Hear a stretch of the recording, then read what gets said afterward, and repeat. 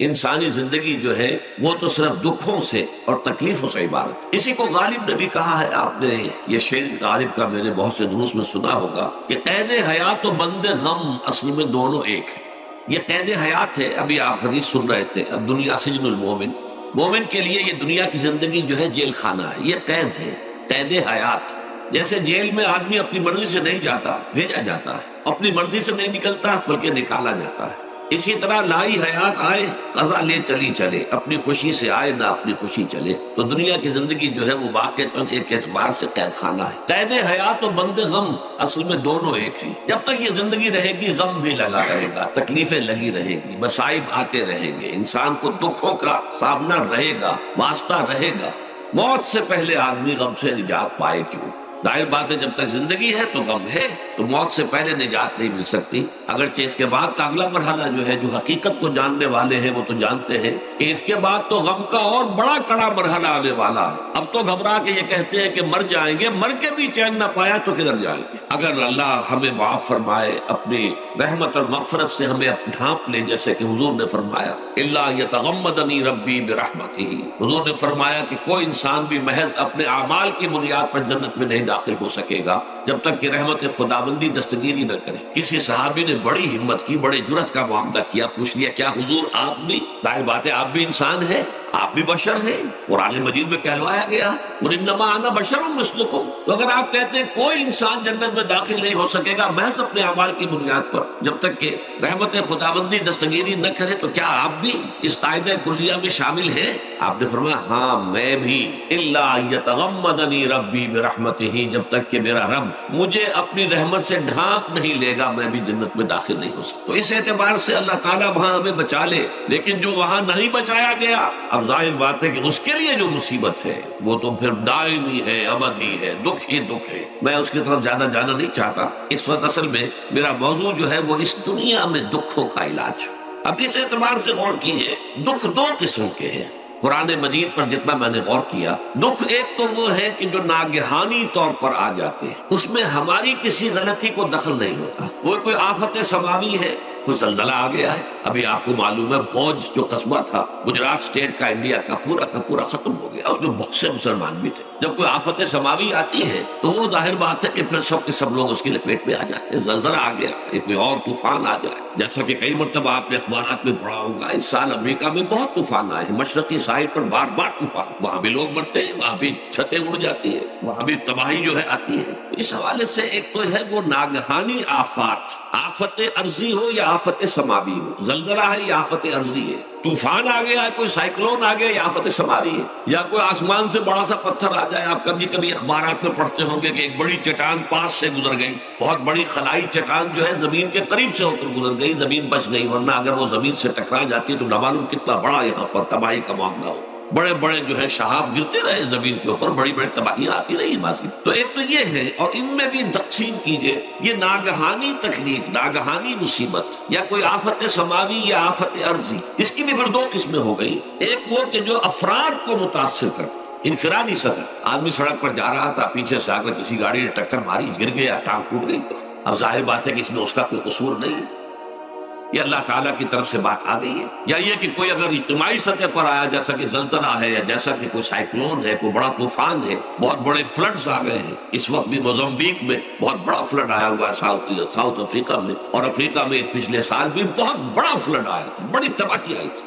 تو یہ آفت سماوی، یہ ظاہر بات ہے کہ اجتماعی سطح پر آتی ہے، بڑی بڑی مقدار میں اور تعداد میں لوگ متاثر ہوتے ہیں، لاکھوں لوگ بے گھر ہو جاتے ہیں، ہزاروں آدمی مارے جاتے ہیں۔ پہلی شکل جو ہے دکھ کی، جیسا کہ میں نے عرض کیا، وہ ناگہانی دکھ، کوئی آفت ارضی، کوئی آفت سماوی، خواہ وہ انفرادی ہو خواہ اجتماعی۔ اس کے ضمن میں کیا علاج ہے؟ ظاہر بات ہے کہ اس کا علاج یہ تو نہیں ہو سکتا کہ آپ اس کو ختم کر سکتے۔ انگریزی کا ایک محاورہ ہے، what cannot be cured must be endured۔ جو چیز جو ہے جس کا علاج نہیں ہو سکتا وہ تو برداشت کرنی پڑے گی۔ بعض بیماریاں بھی ایسی ہیں، ڈائبٹیز ہو گئی ہے، شوگر کا مرض ہو گیا، ڈاکٹر آپ کو بتائے گا کہ بھائی اب یہ مرض جائے گا نہیں، اب آپ کو اس مرض کے ساتھ ہی اپنے آپ کو ایڈجسٹ کر کے اپنی غذا وغیرہ اس کے مطابق طے کر لیجیے، ورنہ یہ کہ یہ نہ سمجھیے کہ یہ مرض چلا جائے گا۔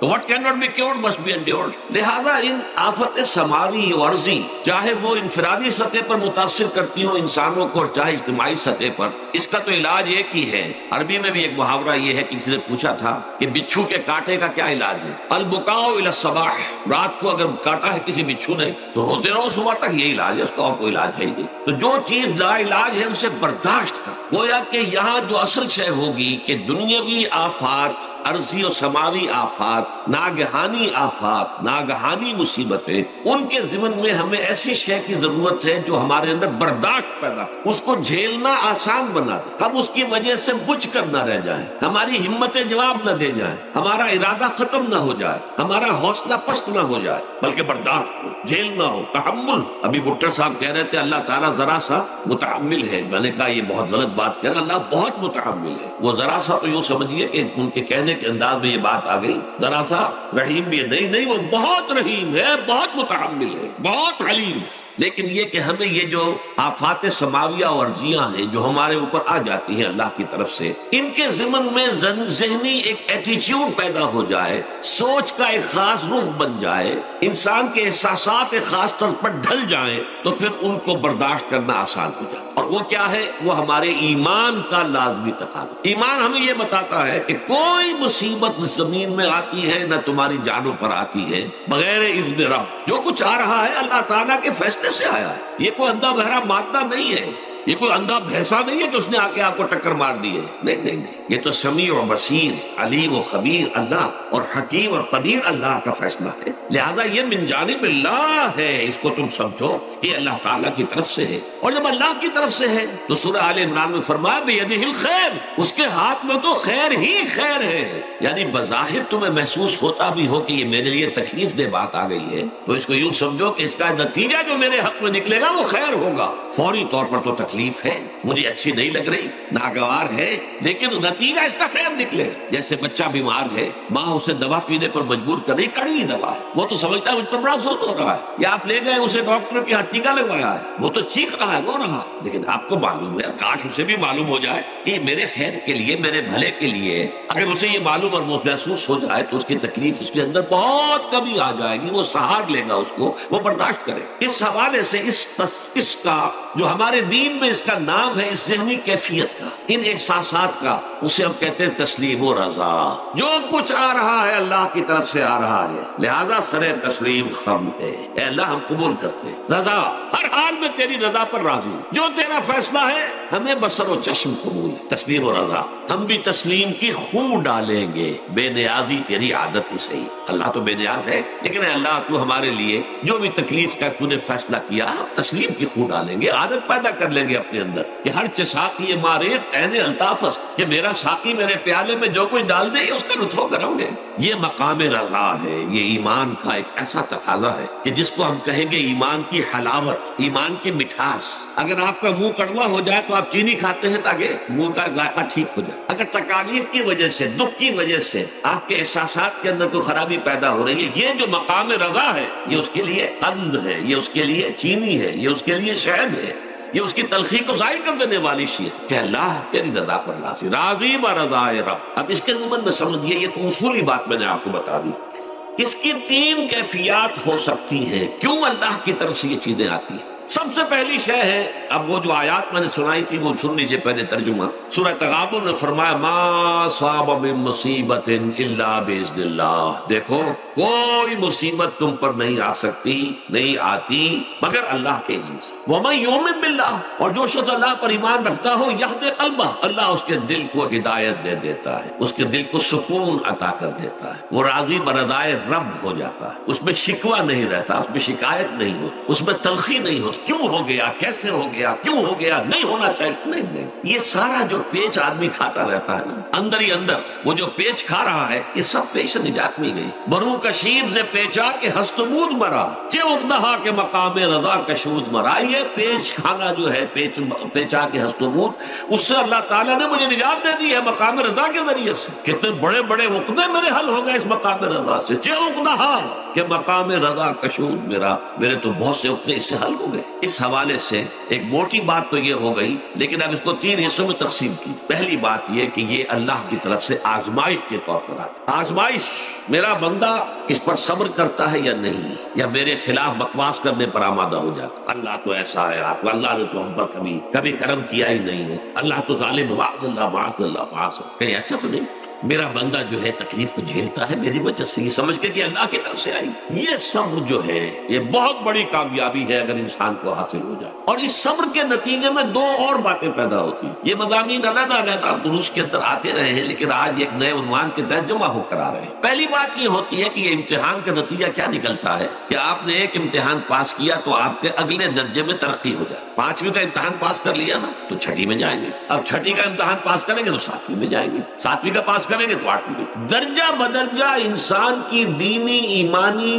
اور روحانی ترقی کا ذریعہ یہ آزمائش میں، جتنا اس میں صبر ہوگا، جتنا اس میں تسلیم و رضا جو ہے آپ حاصل کرتے جائیں گے تو آپ کے درجے بلند ہوتے چلے جائیں گے۔ آپ کا امتحان کڑے سے کڑا آئے گا، بڑے سے بڑا آئے گا، مشکل سے مشکل تر آئے گا۔ ایک وقت میں ایم اے کا امتحان بھی آپ کو دینا ہوگا، ایک وقت میں ہو سکتا ہے پی ایچ ڈی کے لیے تھیسس آپ لکھیں، پھر اس کے اوپر جو ہے ٹیم بیٹھی ہوئی اور آپ سے وہ بحث کرے، جرا کرے آپ سے، وہ بھی کرنا ہوگا۔ لیکن یہ کہ اگر پرائمری ہی میں فیل ہوگا تو اس کا سوال ہی پیدا نہیں ہوتا کہ کبھی آپ ایم اے کا یا پی ایچ ڈی کا تھیسس بھی لکھیں۔ اور اسی کو دوسرے انداز میں کہا گیا ہے قرآن مجید میں، وَلِيُبْلِيَ الْمُؤْمِنِينَ مِنْهُ بَلَاءً حَسَنًا۔ اصل میں ابلا کہتے ہیں، بلا یبلو جو ہے عربی زبان میں آتا ہے آزمانا، خلق الموت والحیات لِيَبْلُوَكُمْ أَيُّكُمْ أَحْسَنُ عَمَلًا، یہی معنی ابتلا کے میں، ابتلا یبتلی آزمانا۔ ابلا یبلی جو آتا ہے باب افعال سے، اس میں آتا ہے کسی کو کسی تکلیف میں ڈال کر اس کو نکھارنا، کہ اس کا جوہر نکھر جائے، اس کے اندر جو خیر ہے وہ اور چمک جائے، لوگوں کو بھی معلوم ہو جائے کہ یہ شخص اس مقام کا اہل ہے، اس کے اندر یہ صلاحیت ہے،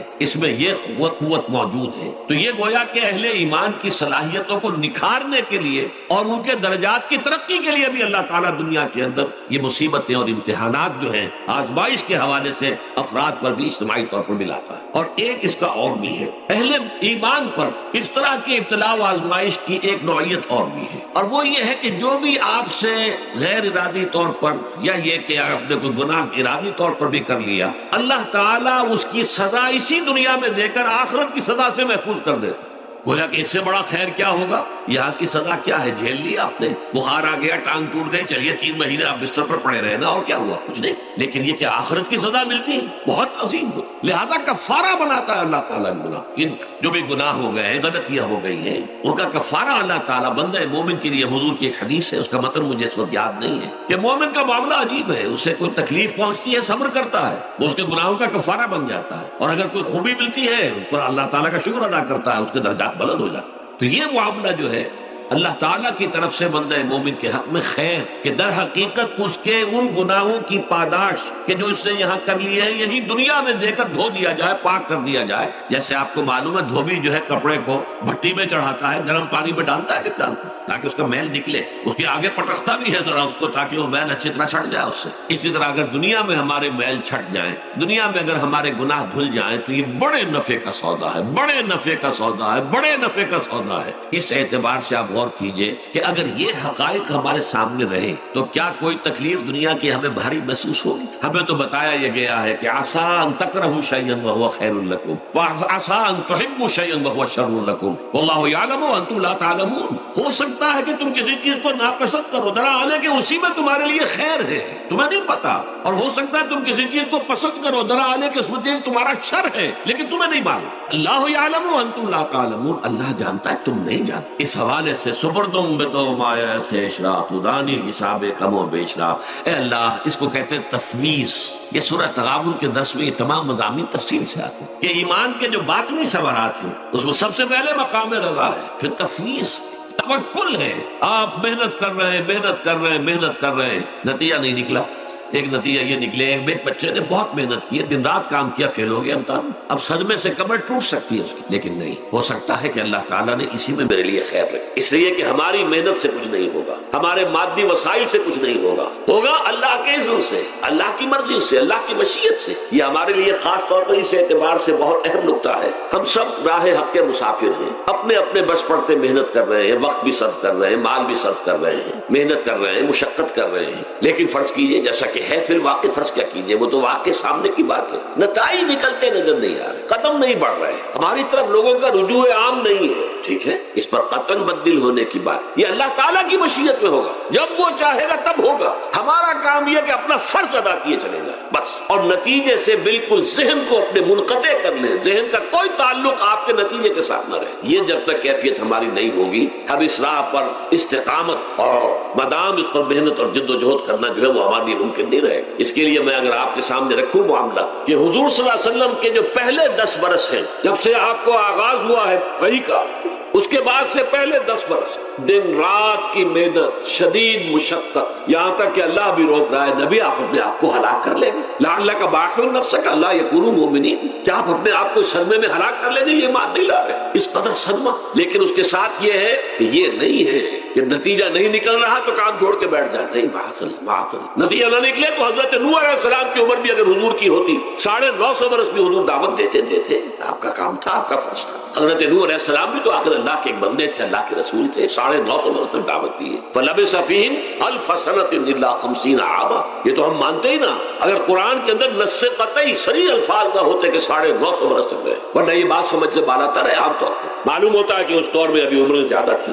بہرحال جو میں نے عرض کیا تھا کہ دکھ جس سے انسان متاثر ہوتا ہے، اس کی ایک قسم وہ ہے کہ جو ہمارے ارادہ اور اختیار سے باہر، اللہ کی مشیت سے، اللہ کے اذن سے، اللہ کی مرضی سے آتا، اس کے لیے ہمارا کام صرف برداشت ہے، جو شے بھی ہمیں برداشت کی صلاحیت عطا کر دے وہی اس کا علاج ہے۔ جیسے آپ کو معلوم ہے کہ بخار بہت تیز چڑھا ہوا ہے، اس کی دوا نہیں ہے اسپرین یا کوئی اور پیراسیٹامول، بخار کی شدت کو کم کر، وہ کوئی علاج نہیں ہے، علاج تو ہوگا اگر معلوم ہو کہ کون سے جراثیم ہے، کس کی وجہ سے ہے، اس کا صحیح اینٹی بایوٹک کون سا ہے، وہ علاج ہوگا، یہ علاج نہیں ہے، لیکن اس کی شدت کی کمی اور اس کے اندر جو احساس ہے جھیل جانے کا، وہ انسان کے لیے آسان ہو جاتا ہے۔ یہی مضمون آیا ہے سورہ حدید میں بھی، ما اصاب من مصیبت فی الارض ولا فی انفسکم، یہاں کھول دیا اس مضمون کو۔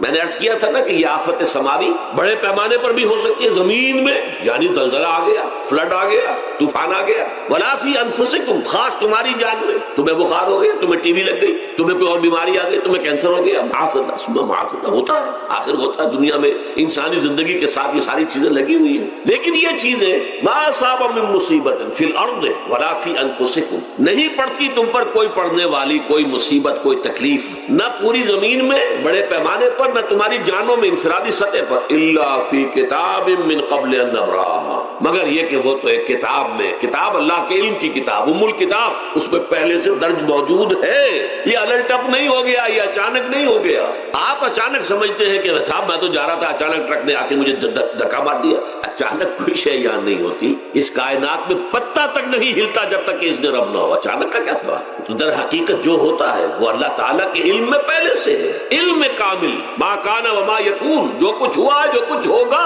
مستقبل، ماضی، کل کا کل، آنے واحد میں اللہ کے علم میں موجود، لہذا یہاں اچانک کچھ نہیں ہوتا، جو بھی آیا ہے اللہ کے علم سے ہے، اور یہ پہلے سے اللہ کے علم کے اندر موجود تھا، لکھا ہوا تھا، الا فی کتاب من قبل ان نبراہا ان ذلک علی اللہ یسیر، یہ تمہیں تو مشکل نظر آئے گا لیکن اللہ پر بڑا آسان ہے، اللہ کا علم کامل، ما کانا ما یکون کو آبی ہے، لکہ لا تاسوا علی ما فاتکم، تاکہ تم افسوس نہ کیا کرو ان چیزوں پر جو تم سے چھوٹ جائیں، جاتی رہے، چھن جائیں، کوئی موقع تھا ہاتھ سے نکل گیا، کوئی دولت تھی اس پر ڈاکہ پڑ گیا، کوئی اور مصیبت ہے وہ آ گئی، کوئی عزیز فوت ہو گیا، اکلوتا بیٹا تھا فوت ہو گیا، وغیرہ وغیرہ، ما فاتکم، فات سے ہی فوتیدگی ہے نا، جو شے بھی نکل جائے، چلی جائے، ہاتھ سے جاتی رہے، چاہے وہ کوئی آپ کا عزیز تھا جو فوت ہو گیا تو آپ کے ہاتھ سے نکل گیا، یا کوئی مال تھا جو آپ کے قبضے سے نکل گیا، ڈاکہ پڑ گیا، چوری ہو گئی، نقصان ہو گیا کاروبار میں بہت بڑا، اس پر افسوس نہ کیا کرو، اگر افسوس کرو گے تو اس کا مطلب کیا ہوگا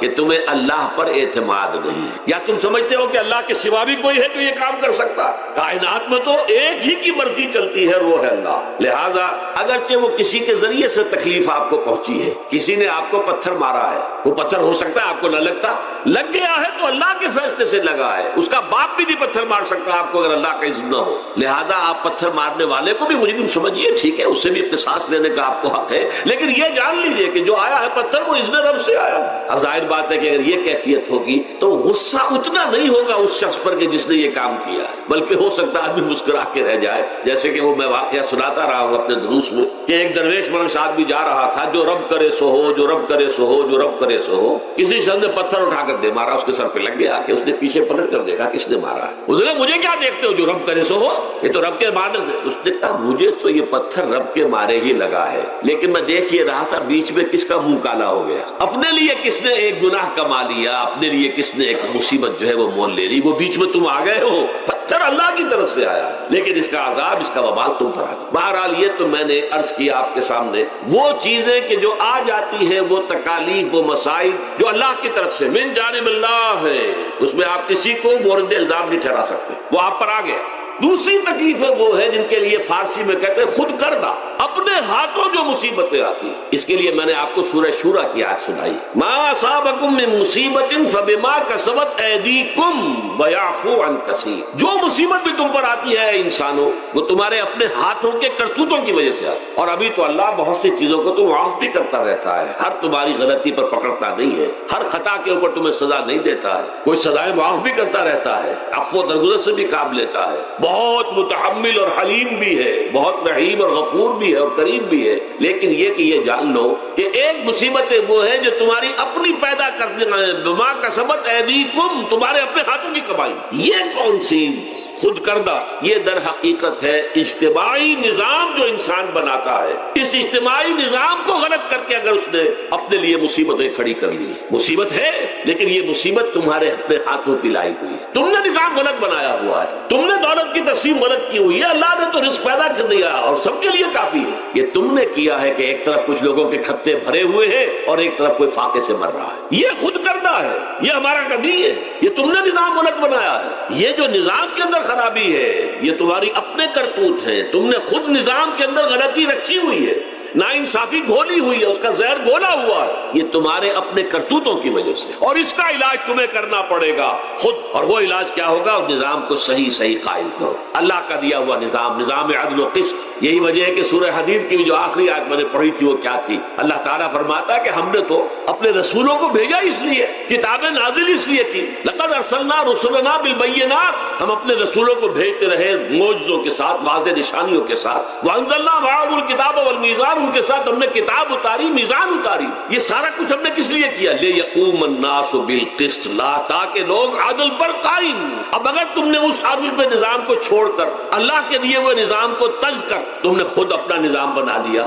تو ظاہر بات ہے سرمایہ دار جب نظام بنائے گا تو وہ مزدور کے بارے میں نہیں سوچ سکتا، اسے تو اپنی مصلحتیں نظر آئیں گی، اس کے سامنے تو اپنا نفع ہوگا، جتنا زیادہ سے زیادہ نفع کما لو، جتنا ان مزدوروں کا خون نچوڑ سکو نچوڑ لو۔ زمیندار نظام بنائے گا تو وہ بیچارے کاشتکار، مزارے، ہاری، اس کی مصلحت نہیں دیکھ سکتا، وہ تو کہے گا مجھے اپنے بچوں کو انگلستان بھیجنا ہے تعلیم کے لیے، مجھے اپنے لیے جو ہے اسلام آباد میں بھی بنگلہ بنانا ہے اور مری میں بھی بنانا ہے، اور پھر مجھے تو ایئر کنڈیشن بنگلے چاہیے ہر جگہ پر، وہ تو اپنی مصلحت کو دیکھے گا۔ وہ غریب کے ساتھ کیا بیت رہی ہے جو دن رات کی محنت اور مشقت کر رہا ہے، جس نے ہل چلایا ہے، جس نے بیج ڈالا ہے، جس نے پانی دیا ہے، جس نے فصل کی دیکھ بھال کی ہے، جس نے پھر فصل کاٹی ہے، اس کے لیے تو بمشکل 2 وقت کا گزارا، وہ بھی بمشکل، اور اس کے علاوہ نہ اس کے بچے کے لیے علاج معالجے کی کوئی سہولت ہے، نہ اس کی اولاد کے لیے تعلیم کی کوئی کا بندوبست ہے، لیکن یہ کہ اسی کی محنت کے نتیجے میں عیش اڑا رہا ہے وہ زمیندار اور جاگیردار، ان کے محل ہیں، ایئر کنڈیشن ہے، ان کے بچے انگلستان اور امریکہ میں تعلیم حاصل کرتے ہیں، اب آگے بڑھ کر انہوں نے کارخانے دار بھی وہ بن گئے، وہی لوگ ہیں جو اعلیٰ تعلیم حاصل وہ کرتے تھے وہی بیوروکریٹس بنتے ہیں، انہی میں بڑے بڑے افسر آئیں گے۔ عام آدمی جو ہے وہ تو شاذ نکل آتے ہیں، کچھ لوگ بہت ذہین بچے بھی ہوتے ہیں، غربا کے بچے بھی ہوتے ہیں، کبھی کبھی نکل آتے ہیں، لیکن وہ تو کوئی 1-2 دانے ہوں گے ایسے جو بہت ہی انتہائی طور پر غیر معمولی طور پر ذہین ہو۔ عام بچہ کہاں کرے گا، کیسے جائے گا؟ لہذا وہ پیچھے رہ جائے گا، وہ جونیئر کلرک ہوگا یا بہت تیر مارے گا سینئر کلرک ہو جائے گا، اپر گریڈ کلرک کلرک ہو جائے گا لوور گریڈ کلرک سے بڑھ کر. اللہ اللہ خیر صلی اللہ. یہ کمشنر کون ہوں گے؟ ڈپٹی کمشنر کون ہوں گے؟ یہ تو ظاہر بات ہے اسی. سیکریٹری کون ہوں گے؟ یہ 22 گریڈ والے کون ہوں گے؟ 21 گریڈ والے کون ہوں گے؟ ان کی اکثریت انہی لوگوں میں سے ہوگی. اس حوالے سے یہ جو غلطی، یہ جو دکھ ہے، یہ دکھ تمہارا اپنا پیدا کرتا ہے اور خود کردہ رہا علاج نہیں. اس کا علاج اور کچھ نہیں ہے جب تک کہ تم خود اپنے طرز عمل کو نہیں بدلو گے. اب یہ جو دکھ ہے میں اس میں سے چند کو آپ کے سامنے گنوانا چاہتا ہوں. دیکھیے سب سے پہلا دکھ جو دنیا میں انسان نے خود پیدا کیا سماجی سطح پر، یہ پیدائشی طور پر نیچ ہے اور یہ پیدائشی طور پر اونچا ہے. یہ مسلی ہے اور یہ سید ہے.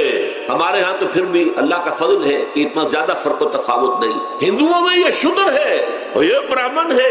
علم حاصل کرنا برہمن کا حق ہے، شودر کا حق ہی نہیں ہے. اور شودر کے کان میں اگر اشلوک بھی پڑ جائے کہیں بغیر ارادے کے، کہیں جا رہا تھا اور کہیں گیتا کے اشلوک ہو رہے تھے اس نے سن لیے، تو اس کی سزا کیا ہے؟ سیسا جو ہے اس کو پگھلا کر اور وہ اس کے کان میں ڈال دیا جائے تاکہ سماعت ہی ختم ہو جائے. دنیا میں یہ کس نے کیا بھائی؟ یہ خود انسان نے کیا. یہ ظلم انسان اپنے اوپر ڈھا رہا ہے. یہ اونچ نیچ اس نے خود بنائی ہے. ہمارے ہاں بھی ہے، اتنی نہیں ہے. مسلی کا کیا مقام ہے آپ کے معاشرے میں؟ سید کچھ بھی ہو، بدماش ہو، زانی ہو، سید ہے. اسے تو جھک کر اس کے گوڑے کو ہاتھ لگائیں گے. لیکن یہ کہ دوسرا شخص جو ہے مسلی، کتنا ہی نیک ہو، بھلا ہو، پارسا ہو، وہ برابر جو ہے چارپائی پر بھی بیٹھنے کا حقدار. یہ ساری اونچ نیچ ہم نے پیدا، اللہ نے نہیں کیا تھا. اللہ نے تمام انسانوں کو مساوی پیدا کیا. اللہ کے رسول یہ فرما کر گئے لا فضل لعربی علی عجمی ولا لعجمی علی عربی ولا لاحمر علی اسود ولا لاسود علی احمر الا بالتقوی کلکم بنو آدم وآدم من تراب. دیکھو کسی عرب کو کسی اجمی پر فضیلت نہیں ہے، کسی اجمی کو کسی عرب پر کوئی فضیلت نہیں ہے، کسی گورے کو کسی کالے پر فضیلت نہیں ہے، کسی کالے کو کسی گورے پر فضیلت نہیں ہے. الا بالتقوی. یہ اگر فضیلت ہے تقوی. کون خدا ترس زیادہ ہے؟ کس کے اخلاق زیادہ بلند ہیں؟ کون نیک اور پارسا زیادہ ہے؟ کون لوگوں کی خدمت زیادہ کرتا ہے؟ اس کے اعتبار سے درجہ بلند ہوگا. پیدائشی طور پر تمام انسان بالکل مساوی.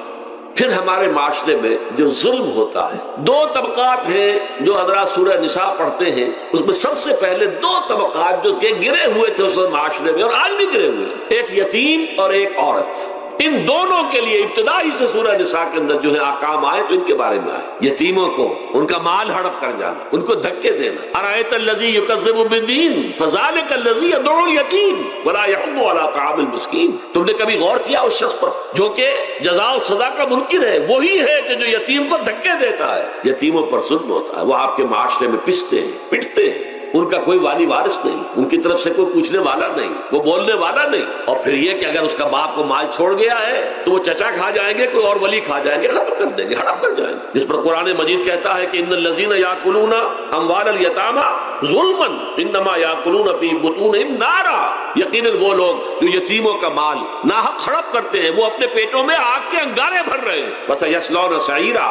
اور یہاں تو دنیا میں جو آگ کے انگارے ہیں وہ محسوس نہیں ہو رہے. آخرت میں ایک طرف وہ آگ کے انگارے ظاہر ہو جائیں گے جو اندر سے جلائیں گے اور ایک طرف جہنم کی آگ باہر سے جلائے گی. یہ دو طرفہ جلن جو ہے ان کو برداشت کرنی پڑے گی. ظاہر بات ہے یہ ہمارا اپنا کیا ہوا ہے، یہ اللہ کی طرف سے نہیں ہے. یہ ہم نے نظام غلط بنایا، ہم نے اطوار اپنے برے کر لیے. اور دوسرا طبقہ خواتین کا، عورتوں کا. سب سے بڑا ظلم اس معاشرے میں کیا ہے؟ جو بچپن ہی سے احساسات کے اوپر ایک بوجھ بن جاتا ہے بچیوں کے کہ بیٹے کو افضل سمجھتے ہیں، بیٹی کو جو ہے گھٹیا سمجھتے ہیں. اس قدر ناانصافی، اس قدر ناانصافی. اسی باپ کے نطفے سے بیٹا بھی ہے اور بیٹی بھی ہے. اسی ماں کے رحم میں بیٹے نے بھی پرورش پائی ہے، بیٹی نے بھی پرورش. بعضکم من بعض. قرآن کہتا ہے تم سب ایک دوسرے میں سے ہو. کوئی افضل نہیں، کوئی گھٹیا نہیں. اللہ تعالیٰ نے، اللہ کے نبی نے کسی بیٹے کی پرورش پر کوئی اجر و ثواب نہیں بتایا. ہاں 2 یا 3 بیٹیوں کو پال پوس کر، تہذیب سکھا کر، پھر ان کی شادی کر کے ان کے گھروں میں پہنچا دیا. جنت کی ضمانت اللہ تعالیٰ دے رہا ہے. اور سب سے بڑی بات یہ کہ سب سے زیادہ محبوب انسان حبیب اللہ محمد ہے صلی اللہ علیہ وسلم. اور محمد کو اللہ نے بیٹے نہیں دیے بھی تو لے لیے، بیٹیاں دی، 4 بیٹیاں دی. اور کتنی محبت کرتے تھے محمد صلی اللہ علیہ وسلم کی بیٹیوں سے، خاص طور پر حضرت فاطمہ سے. وہ تو آپ سیرت میں پڑھیے کتنی محبت، کس قدر محبت. سب سے چھوٹی تھی شاید اس لیے. بہرحال پہلی بات تو یہ بچپن ہی سے وہ دعویٰ پڑھنا شروع ہو جاتا ہے بچیوں کے ذہنوں پر کہ ہم کو گھٹیا ہیں، ہمارے بھائی بڑھیا ہیں، ہمارے والدین جو ہے ان سے زیادہ محبت کرتے ہیں، ہم سے نہیں کرتے. پھر شادی میں اکثر و بیشتر لڑکیوں کی مرضی کا کوئی خیال نہیں کیا جاتا. یہ ظلم ہے جو ہم کر رہے ہیں. لڑکی کی مرضی کے بغیر، اس کے اذن کے بغیر، اس کی اجازت کے بغیر کوئی شادی نہیں ہو سکتی. زبردستی وہ بھیڑ بکریاں نہیں ہے کہ جس کے ہاتھ چاہا آپ نے بیچ دیا. معاذ اللہ ثم معاذ اللہ ثم معاذ اللہ. یہ ضرور ہے کنواری بیٹی ہے تو سلسلہ آپ نے پوچھا اور وہ خاموش رہی، بس یہ بھی کافی ہے. البتہ یہ کہ اگر کوئی سیبہ ہے جس سے پہلے نکاح ہو گیا تھا، بیوہ ہو گئی، یا پہلے شادی تھی ایک خلا لے لی، طلاق لے لی یا طلاق ہو گئی، اس کو تو کہنا پڑے گا کہ ہاں مجھے کوئی اعتراض نہیں ہے اگر میری فلاں شخص سے شادی کر دی جائے. اس کے بغیر نکاح ہو نہیں سکتا. پھر ان سب کے اوپر سب سے بڑا ظلم، یہ تو اللہ تعالیٰ آپ کو توفیق دے تو دوسرا رکوع سورہ نساء کا پڑھے. کتنی تاکید کے ساتھ احکام آئے ہیں وراثت کے. وراثت مما قل منہ او کثر، چاہے زیادہ مال کسی نے چھوڑا ہو چاہے تھوڑا سا چھوڑا ہو، لیکن وراثت کے احکام جو ہے ان کو نافذ کرنا ہوگا. نصیبا مفروضا، یہ اللہ کی طرف سے حصے ہیں جو مقرر کر دیے گئے ہیں. لیکن ہمارے معاشرے میں کون ہے جو بیٹیوں کو دینے کو تیار ہو اور بہنوں کو دینے کو تیار؟ مجھے تو حیرت ہوئی تھی. مالا کنڈ میں آپ کو معلوم ہوگا ایک دفعہ بڑی تحریک چلی تھی شریعت کے نفاذ کی. مولوی صوفی محمد صاحب بڑے نیک آدمی ہیں، بہت، اس میں کوئی شک نہیں. 80,000 کا مجمع لے کر، جلوس لے کر وہ چل پڑے تھے اسلام آباد کی طرف. جیسے ابھی اکرم آوان صاحب نے دھمکی دی تھی کہ 3 لاکھ میرے پاس ہیں، لیکن وہ 3 لاکھ میں سے وہ تو ان کے ہاں جمع جو ہوئے مشکل 5 سے 6 ہزار آدمی جمع ہوا تھا کوئی. لیکن یہ تو 80,000 کو مالاکنڈ سے لے کر اور دریا اٹک تک تو پہنچ گیا تھا. اللہ کا بندہ 80,000 کا تھا، وہاں تو لگے. لیکن ان سے بھی جب میں نے جا کر بات کی کہ مولانا شریعت آپ نافذ کروانا چاہتے ہیں، لیکن کیا آپ بچیوں کو بھی وراثت کا حق دینے کو تیار ہیں؟ کیا نہیں، یہ تو رواج کا معاملہ ہے. میں نے کہا لا حول ولا قوت الا باللہ. اگر یہ رواج کا معاملہ ہے تو باقی چیزیں بھی رواج کی ہے. پھر شریعت بدل چکی ہے، اب شریعت کا رواج نہیں رہا، ساری شریعت چھوڑ دی جا.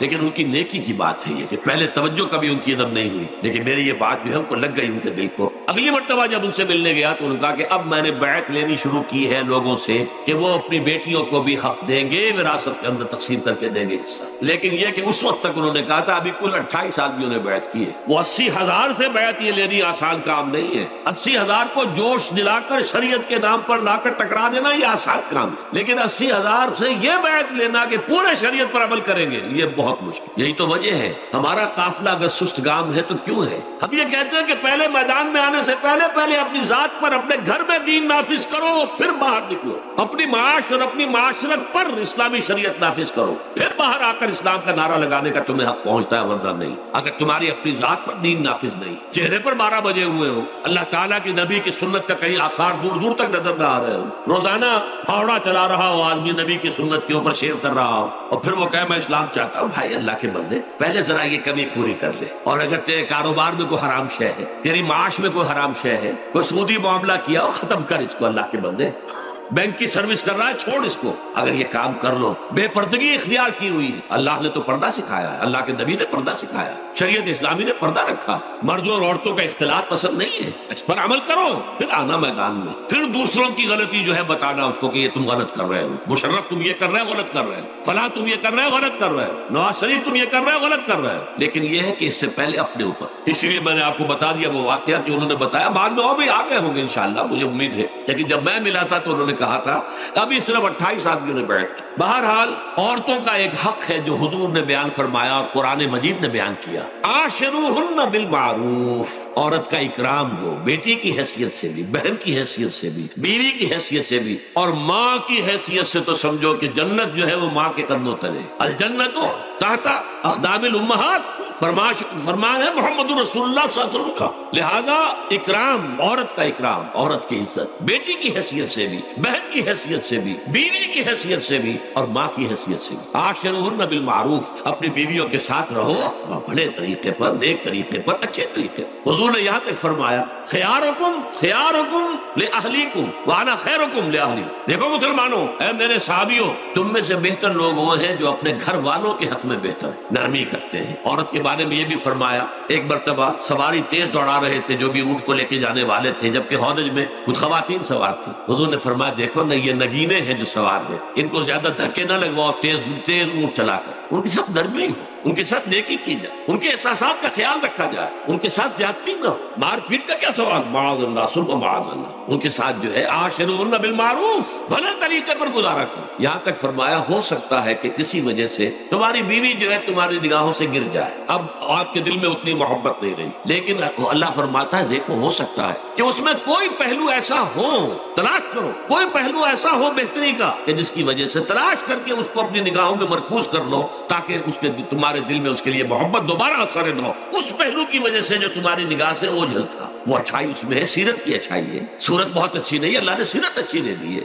جو کچھ دیا، جو اچھائی ہے، جو بھلائی ہے، اس کو تلاش کرو اور نگاہ کو وہاں پر جماؤ تاکہ تم ان کے ساتھ اچھا سلوک کر سکو. اس سے آگے آئیے، معاشی میدان ہے سب سے زیادہ سخت اور سب سے زیادہ کٹھن اور سب سے زیادہ ظالمانہ نظام.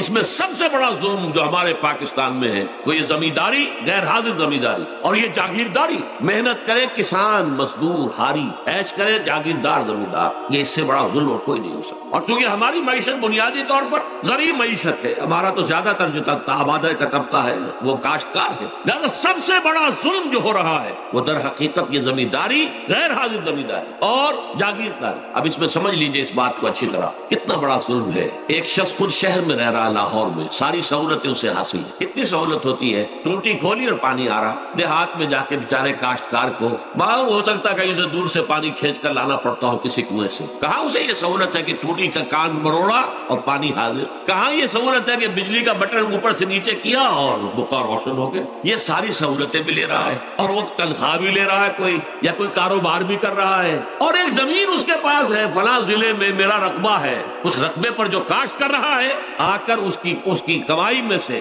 اس کی فصل میں سے آدھا بٹا کر لے جاتا.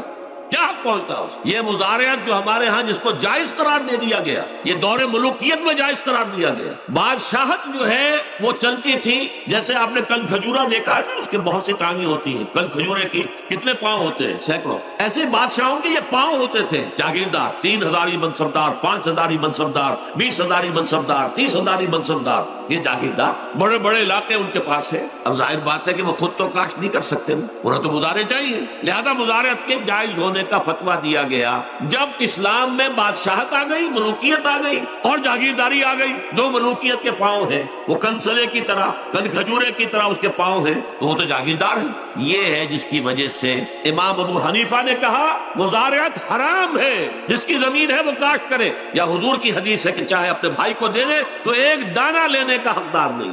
اگر تو تمہارا کوئی اور ذریعہ معاش نہیں ہے تو ٹھیک ہے، جاؤ کاشت کرو. تمہارا کوئی اور ذریعہ معاش ہے، تمہارا کاروبار ہے، تمہاری دکان چل رہی ہے، تم ملازمت میں ہو، تمہیں تنخواہیں مل رہی ہے، تمہارا پروویڈنٹ فنڈ بھی جمع ہو رہا ہے، تمہیں تو تمہارے ریٹائرمنٹ کے بعد وہ پینشن بھی مل جائے گی، اور اس کے ساتھ ساتھ تم نے یہ ظلم روا رکھا ہوا. زمین اگر ہے یا تو جاؤ کاشت کرو، ورنہ یہ کہ اس زمین کو دے دو اپنے کسی بھائی کو. ملکیت تمہاری رہے گی، کاشت وہ کرے گا تو جو فصل ہوگی اس کی برداشت بھی وہی کرے گا، وہی لے کر جائے گا. یہ فتویٰ ہے امام اعظم امام ابو حنیفہ رحمۃ اللہ علیہ. یہی فتویٰ ہے امام مالک، امام دار الحجرہ، امام مدینہ، امام مالک رحمۃ اللہ علیہ. دونوں کا فتویٰ ہے، اور عظیم ترین یہی دو ہیں. اولین بھی یہی دو ہیں، عظیم ترین بھی یہی دو ہیں. امام شافعی بھی شاگرد ہیں امام مالک کے، امام احمد ابن حنبل شاگرد ہیں امام شافعی کے. ٹاپ پر کون ہے؟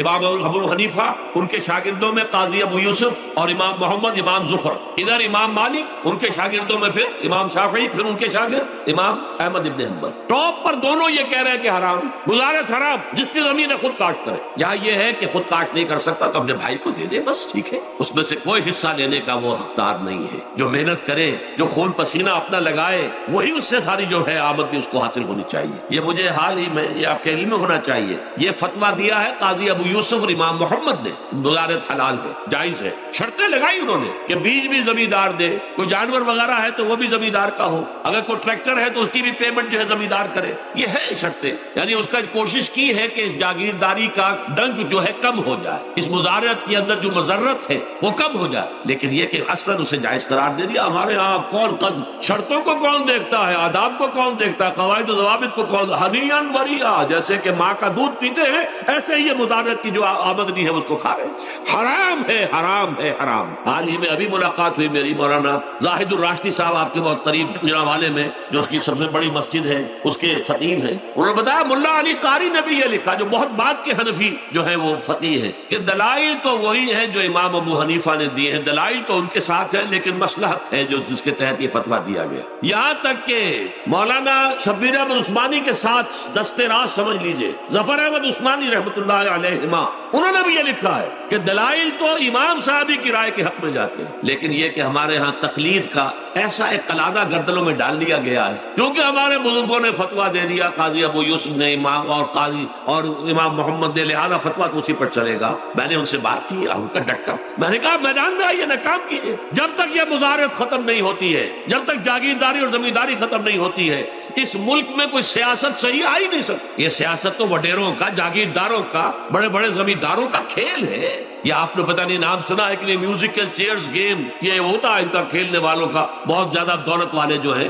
ان کا کھیل ہے، ان کو کام تو کوئی کرنا نہیں ہوتا، جاگیردار ہے اسے کو کام کرنا، وہ بیٹھ کر ایک کلب بنا رکھی ہے، یہ پارلیمنٹ کیا کلب ہے، وہاں بیٹھ کے وہ اپنا وقت گزاری کرتے ہیں۔ یہ پوائنٹ آف آرڈر آ گیا ہے، اور یہ جو ہے ہماری حقوق جو ہے پریولیج موشن آ گئی ہے، وہ کرتے نہیں گفتگو بیٹھ۔ تو یہ جان لیجئے کہ یہ ظلم کس نے کیا ہے؟ یہ خود کردہ ہے، یہ ہم نے اس نظام کو برداشت کیا ہوا ہے۔ جب تک ہم نہیں اٹھیں گے یہ نظام ختم نہیں ہوگا۔ خود کردہ کا علاج خود ہی کرنا ہوگا۔ یہ غلط نظام جو چلا آ رہا ہے، جب تک کہ اس کو ہم بدلیں گے نہیں، اس کو ختم نہیں کریں گے، اس وقت تک یہ ظلم کیسے ختم ہو؟ اس سے آگے آئیے، ایک ہے کارخانے دار کو اور مزدور کو آپ نے چھوڑ دیا کہ باہم طے کریں۔ کارخانے دار کہتا ہے میں تو صاحب آپ کو 15 روپے دوں گا، کام کرنا ہے تو کریں، نہیں کرتے تو نہ کریں۔ آپ نے زیادہ سے زیادہ یہ کیا کہ نہیں، یہ ویج بہت کم ہے، آپ نے ایک یونین بنا لی، کچھ ہڑتال کر دی۔ اچھا ہڑتال کر دی، 10 دن کی ہڑتال کے بعد غریب مزدور کا تو بچہ ہو سکتا ہے بھوکا مرنے لگے، کارخانے دار کی صحت پہ کوئی اثر پڑے گا؟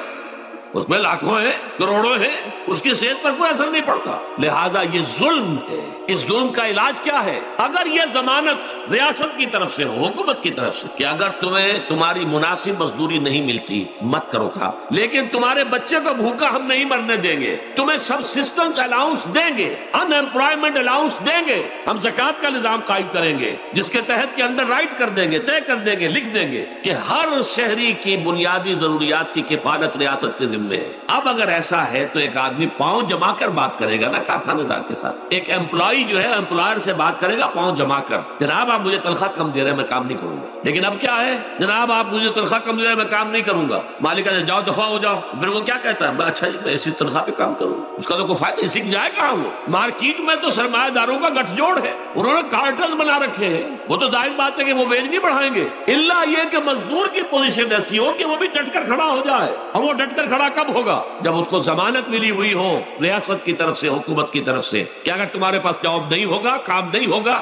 تمہارے پاس کوئی مزدوری نہیں ہوگی، تو تمہیں اتنا وظیفہ تو ہر مہینے ملتا رہے گا جس سے تم اور تمہارے اہل و عیال جو ہے وہ کم سے کم زندہ رہ سکتے، پھر کھڑے ہو کر بات کر سکتے ہیں، بس تو پھر صحیح جو ہے ان کے درمیان معاہدہ ہوگا تو وہ منصفانہ ہوگا، عادلانہ ہوگا۔ جب تک یہ نہیں ہے، اور یہ نظام کیسے ہوگا جب تک کہ زکوٰۃ کا نظام قائم نہ کیا جائے۔ اب زکوٰۃ کا بھی ایک نظام تو وہ تھا جو بدنام کرنے کے لیے زکوٰۃ کو ضیاء الحق صاحب نے نافذ کیا، وہ تو بدنامی ہے، وہ تو سود کا کمیشن ہے کہ سود میں آپ کو اگر 6% ملتا تھا تو 2.5% انہوں نے کاٹ لیا، 4.5-3.5% آپ کو دے دیے، تو سود میں سے حصہ لے لیا ہے نا۔ سود کو حرام کرے اور زکوٰۃ پورے مال پر، سارے تجارتی اموال پر مال زکوٰۃ لے۔ آپ کی دکان میں جناب 10 لاکھ کا مال پڑا ہوا ہے، 2.5% کے حساب سے دے دیجئے، کتنا من اکاؤنٹ آپ کر لیجئے گا۔ کوئی ایک ہے اسٹاکسٹ، آپ کے گودام میں اتنا اسٹاک پڑا ہوا ہے، اتنی مالیت کا 2.5% دیجئے، تمہاری اتنی بھیڑیں بکریاں ہیں، اتنی بھیڑیں اتنی بکریاں نکال دو، جب تک کہ تمام اموال میں سے زکوٰۃ نہ لیجیے۔ یہ کیا کہ بینک کے اندر جو جمع ہے اس پر سے زکوٰۃ کاٹ لی، انا للہ و انا الیہ راجعون، نام اس کا زکوٰۃ رکھا، اور خیرات کا ایک نظام بنا دیا، کچھ خیرات اور کچھ سیاسی جو ہے اپنا ہتھ کنڈا، کہ ان کے ناظمین زکوٰۃ جو بن رہے ہیں اور زکوٰۃ کونسلیں بن رہی ہیں، وہ سب کون ہیں؟ جو ہمارے سیاسی طور پر ہمارے ساتھی ہیں، ہمارے ورکرز ہیں، اور پھر جتنے غبن ہوئے ہیں اور جتنا اس نے مس اپروپریشن، سب کو معلوم ہے ہمارے معاشرے میں۔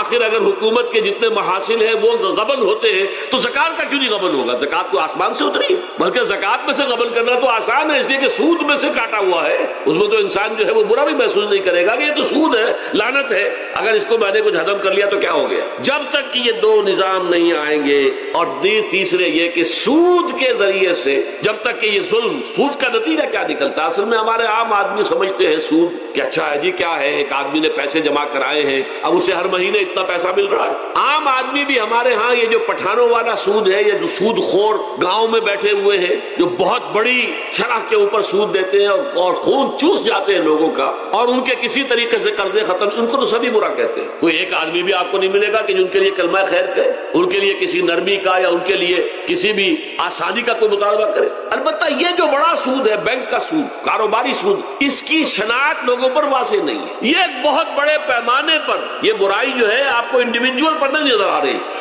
انڈیویجول تو بظاہر سمجھتا ہے ایک فرد، بھائی ٹھیک ہے میں جو دکان کے لیے مجھے قرض چاہیے تھا، مجھے قرض مل گیا، میں اپنا کاروبار کر رہا ہوں، تو میں جو کمائی کر رہا ہوں اس میں سے بینک کو بھی حصہ دے رہا ہوں اپنا اس کا سود کا۔ اس میں کیا خرابی ہو گئی؟ اس کی خرابی سمجھ میں آتی جب آپ کو معلوم ہو اسی سود کے ذریعے سے دنیا میں اس وقت ایک چھوٹی سی اقلیت ہے، کل 1 کروڑ یا 1.25 کروڑ یہودی، اور پوری دنیا کی دولت کے اوپر قابض ہو کر بیٹھ گئے۔ یہ سارا وہ بینکنگ نظام جو یہودیوں نے بنایا، یہ IMF ورلڈ بینک جس کے ہم اس وقت غلام بن کر رہ گئے۔ ہمارا چیف مارشل ایڈمنسٹریٹر اسے کہے یا چیف ایگزیکٹو کہے، ہمارا تو حکمران ہے، ہمارا بادشاہ اس وقت، اور وہ بادشاہ سلامت کہتے ہیں کہ یہ IMF اور ورلڈ بینک کے لوگوں کے گوڈے ہمیں پکڑنے پڑتے ہیں، گوڈے گٹے، کیوں؟